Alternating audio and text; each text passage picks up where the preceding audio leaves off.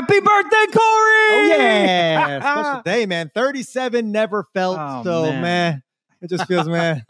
My back is broken. So spinal, everything, man. I'm just like, I think the craziest thing is just thinking about the number. I'm like, oh yeah, no, totally. 20 years ago, I got my license. These are the first for the next 2 weeks. We're the same age. Yes, that's so cool. You're no longer an elder. No, man. What a week, though. Oh man, to start off the birthday week. Yeah, my God. Should we recap it now? We should. All right, swing it and ding it. Yeah. Legacy at Woodcrest. Yes, Woodcrest. Right. Woodcrest. Awesome course. I'm sure you guys heard it on the Daily Ticket. We all shot awful. Yeah. But what I was saying halfway through the round, Brace was dealing with his neck. He hasn't swung the clubs in like 2 months. Yeah. I haven't swung the clubs in 2 months, and neither of you. No, yeah. So Kruk was the only one that was actually playing golf. He said like 3 days a week. Right? Or he used to, and now he said he used to play 4 or 5 days a week. Yeah. That's the life right there. I don't, that one drive, man, you heard the ball sizzle off it. He still got it. He could torque it. Oh my God. Nobody else. He's barely walk. I know. So I felt bad for him. He's talking about his double hernia surgery. He's he's still getting out there, but man. That's how you know he left it all on the field, man. Right. I mean, when you're getting repaired years after you were done playing, that's So when I was talking to people about the fact that there was a really good chance we were going to hang out with them for the day, they all kept talking about Randy Johnson. And he brought it up, but not in the way we expected him to bring it up.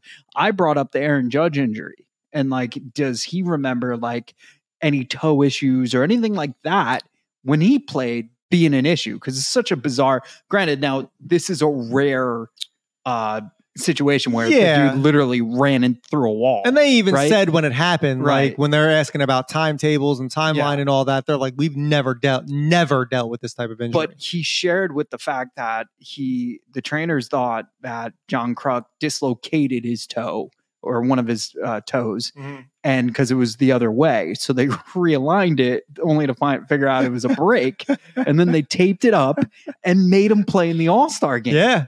And he went one at bat. He was supposed to go one at bat, and the manager was going to take him out. Well, they got through that at bat, and they're like, "Yeah, you're going to give us one more." And he's like, "What? That wasn't a part of the game plan." Like he was like pissed. Yeah. And he gets a second at bat, and then he goes out. He's like, "All right, I'm done now." Right? He's like, "You're going out there again." Third time, it's Randy Johnson.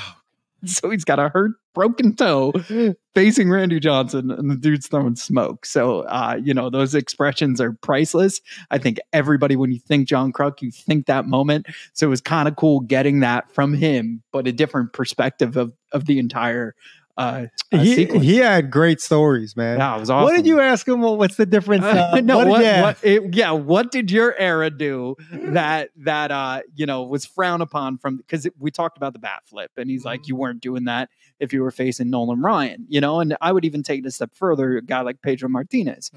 So I was like, that's this new era of baseball. What was something your era did that the older guys didn't like? And he said steroids without missing a beat, ladies and gentlemen. Amazing. Without missing an absolute beat, he said steroids, and then we went down the rabbit hole of that, and some of our past guests, and future guests that are going to have that.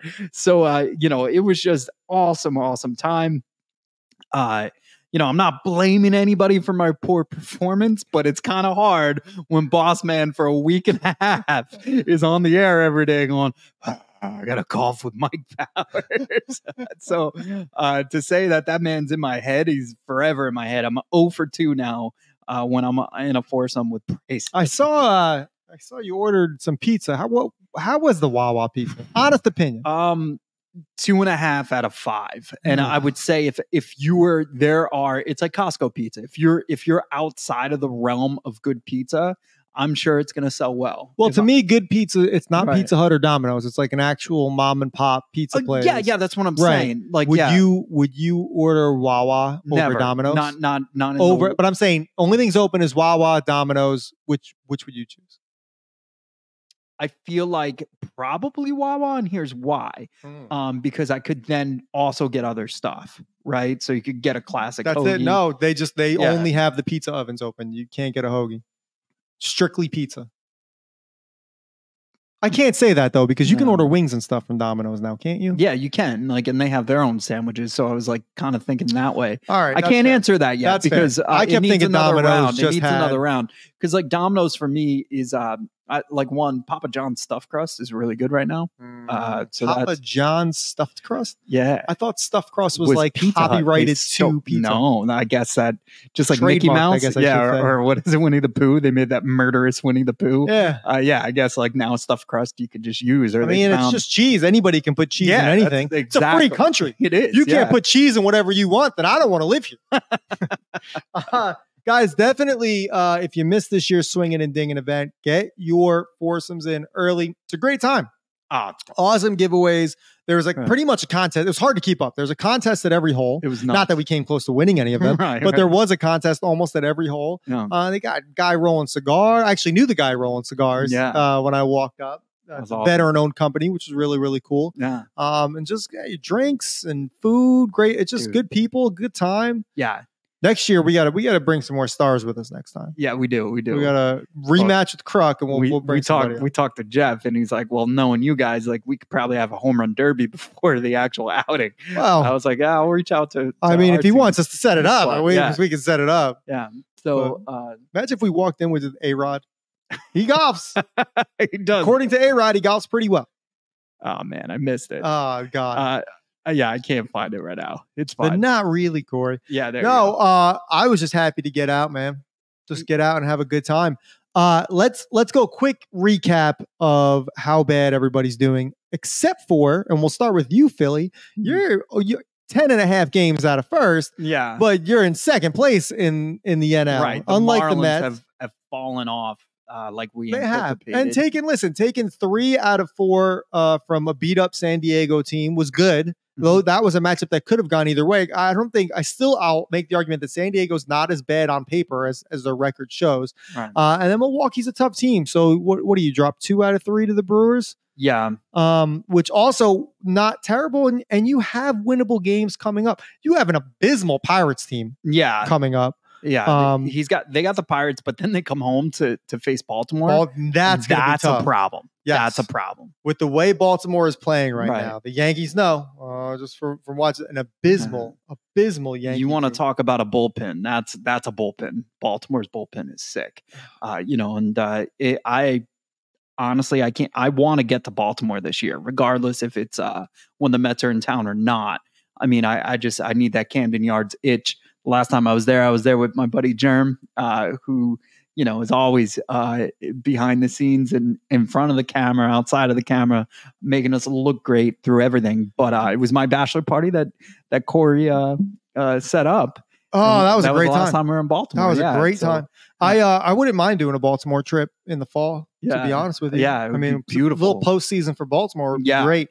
Baltimore is in first, believe it or not, of the AL East. Everybody, don't check your eyesight because we're going by winning percentage here. So there's still they've played 2 games less than the Rays, but my God, I mean, what a swing!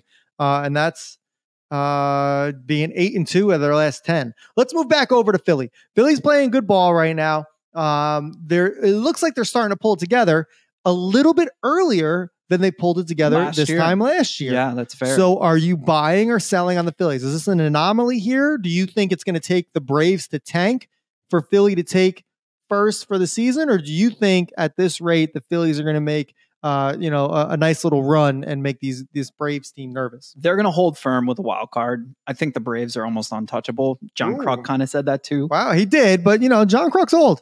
So I'm not going to listen to everything he says. It's a lot of ground to make up. And the Phillies would just have to go unconscious for a month and a half. The Braves, you mean? Baseball. Well, yeah, like they would have to get, the Phillies would have to play way out of their shoes even for a month and a half. Okay. Because, but with that said, like 10 games in baseball, one way or the other, I'm looking at the Mets situation, and the fan in me, not the baseball realist, the fan in me is like, dude, if we sweep a series, we could, and we get some luck on the other end, you could be like 4.5 out by August, you know, and that's you're still in play. Yeah. So if you look at it, there's 7 right now out of a wild card spot.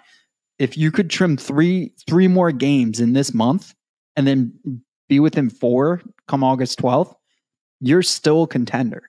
Well, and I think, and it's tough, especially when you get to the dog days of summer and you get this late in this, not this late, but you get, you know, into August and you're trying to play game after game after game is your away record. And there's a huge difference with how the Braves perform when they're not at their own stadium and how the Phillies and the Mets perform. And the Mets, you guys are a little bit above 500 at home, which is sad for that, but you're less than 500 away. And the same thing goes for the Phillies. The Phillies, you're just above. You're 26 and 25 away. If you guys can tweak and actually perform the way you should at different ball clubs, you can make a really good ride. So literally the only thing that's separating you from the Braves, Philly, is just how you play when you're not home. Yeah, that's fair. I mean, look, and that makes sense too, because there's still magic in that ballpark from left over from last year. Absolutely. Right. You know, and they're comfortable there. They've won some marquee games ever since that ballpark was built there. So it's got a vibe. It definitely does. Home is where you're expected to win, especially in baseball when your ballpark is tailored towards your team. Yeah. Exactly. Yeah. So, you know, football, it doesn't matter where you go. The only thing that changes is the crowd. Hockey, same thing. Basketball, same thing. Baseball, the dimensions are different in every ballpark. So you literally have that home field advantage. And I'm laughing because they change them every year too, if they want to. It's so funny. Yeah, you could be like the Mets and add a few more seats. You can, you know, that was like a year or two after they first built the place. This is a little too big. They keep bringing them back in. Even with the speakeasy they just put in, they reeled it back in a little bit more. Hey, whatever works, man. I mean, that's the beautiful thing about baseball. So you should have that winning record at home. Philly, you should. Clean it up away, make a really good run for the NL East, or at least make it interesting. Put the pressure on a little bit. Yeah. Let's go over what was dropped this week after the abysmal ratings for the All-Star game. MLB is trying to spice it up, and they said Legends Home Run Derby. I like this move. Love it. I knew you would. I love the idea of it. Right. But I don't think it would ever come to fruition. I don't see Ken Griffey everybody's like, Ken Griffey.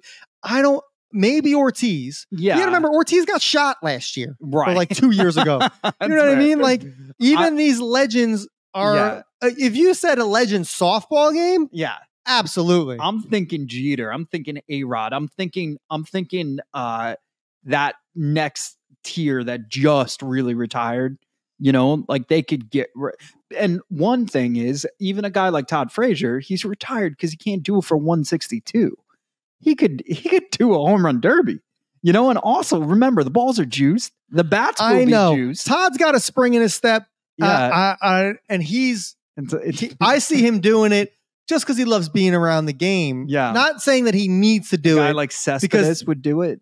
Right. But a guy like A-Rod, who's got the commentating job, a guy like Jeter, they're around the game all the time. Yeah. You know what I mean? Fair. But you take the Cespedes when both of his feet are working, and you take someone like Todd. I mean, bring back some of the guys that have won. If you're going to do legends, I know Griffey won, but Griffey's too old. He's not swinging the bat. I mean, if he does, great. Prove me wrong. Ken, prove me wrong. I was also thinking, since they can't have the kids in the field anymore, put targets out there. Did they officially? So if he hits like a Silverado windshield, he gets like 5 points. Oh, that'd be great. Yeah. That'd be great. Put some old beat up cars out there. And you got to keep in mind too, like look at Cliff Floyd.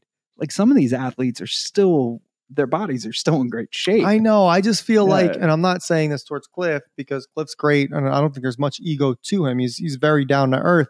But some of these guys might still have an ego, and it might just be the fact of they might step in and not want to embarrass themselves because it's been that long since they've swung the bat.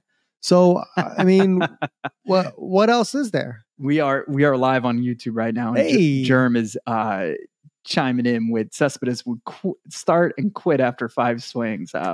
He would though too. I mean, this is a guy that just walked away from the game. Yeah. Was like, I'm done. I'm not going to make the money I want to make. I'm out of here. Yeah, there's a lot of. I mean, the Mets were just a terrible ball club, like especially towards the end. So I wouldn't be shocked if it got out that they were going to DFA him or they weren't going to play him and all this nonsense. And he was up against some of his rewards And I think they were going to try to stop him from getting those. So amount of games played, amount of hits, amount of home runs. So, but also, yeah, he quit on the team multiple times. He can't really, and probably one of the reasons why he never got another shot, because they were just like, oh, he's all about himself. So, when I look at this Legends home run derby, I see value, because now you're able to take these legends that you can only tell your kids about, and they could actually see them perform. Yeah, and listen, according to Jason Stark, he said that there's 4 legends that have already said, I'm in. Now, take it with a grain of salt. Yeah, take it with a grain of salt, because like Griffey's one of them. But when Griffey was asked about it, Griffey was like, oh, I could do that. Like, to me, that's not in. Like, that's like not like, oh, I'll definitely do that. Like, oh, I could do that. Like, come on, get it. You gotta. Anyway, it's Ken Griffey, Pujols, who I think Pujols would do. Yeah, he just, without a doubt, again, recently retired. Right. Yeah, Pujols would definitely do it. Of course. Jim Thome, he was just in the last home run derby. He beat Schwarber. I know, but he got winded quick. Oh yeah. But Thome's in it. When did Thome retire? Yeah, no. Yeah. As soon as you say, oh, yeah, come on, yeah. What are we doing here? Hey, was 20 years ago. Yeah, you know what I mean? 13 maybe. Ortiz. Yeah. So Pujols, Thome, Ortiz, and Ken Griffey are the first 4. I telling you, still don't know if that's going to gain a lot of track, unless you're going to replace the actual All-Star game.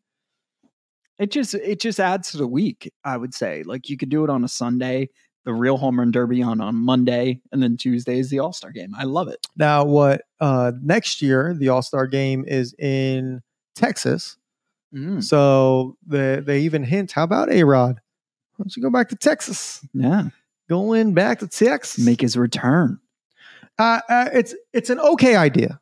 I think it's more than okay. I think they're onto something for sure. I do like what you mean with like targets and stuff. Do stuff the NHL does a bunch of contests because much like every sport, the All-Star game's just unwatchable, and they do stuff with targets and they did the surfboards the other day, like last time. Well, it's because it was in Miami. No, I know. It's always like centric to right. Where they're at. If they were to do a skills competition, like I don't know, Texas, they're gonna fastest arm that's not a pitcher, or or just accuracy. You know what I mean?